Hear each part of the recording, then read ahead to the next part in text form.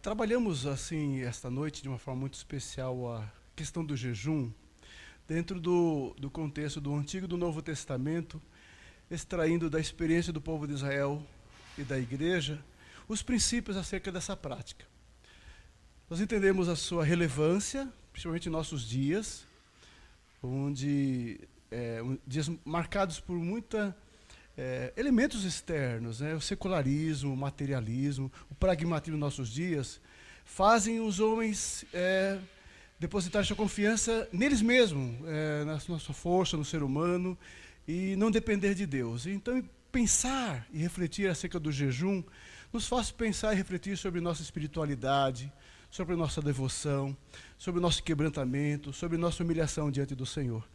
E isso nós vimos na prática de homens de Deus como Moisés, como Davi, como Elias, como Daniel, homens que foram usados grandemente por Deus, mas ao mesmo tempo buscavam o Senhor com o coração quebrantado, compungido, e tinha uma prática efetiva de orar e de jejuar, manifestando assim sua dependência total de Deus. Vimos também no Novo Testamento que Jesus assim deixou para os discípulos, que deveriam continuar essa prática, não como os fariseus hipócritas, que faziam apenas para chamar atenção para si mesmos, para conquistarem o aplauso dos homens, mas que deveriam fazer, buscando a glória de Deus, a dependência de Deus, da mesma maneira. Isso assim aconteceu.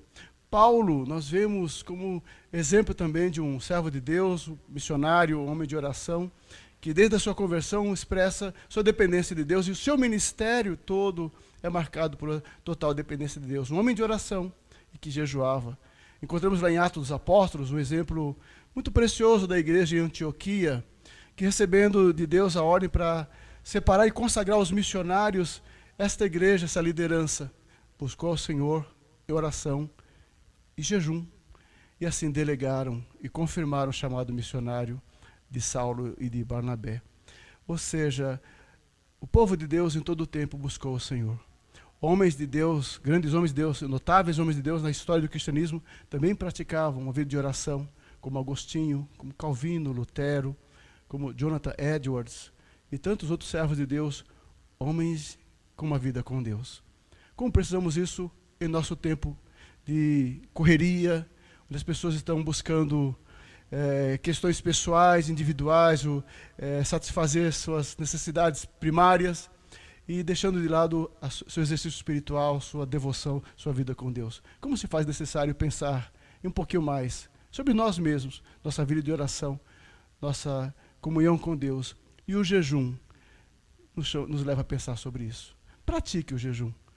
Você vai experimentar coisas graciosas de comunhão, de espiritualidade, de devoção, de aproximação com o Senhor. Que Deus te abençoe.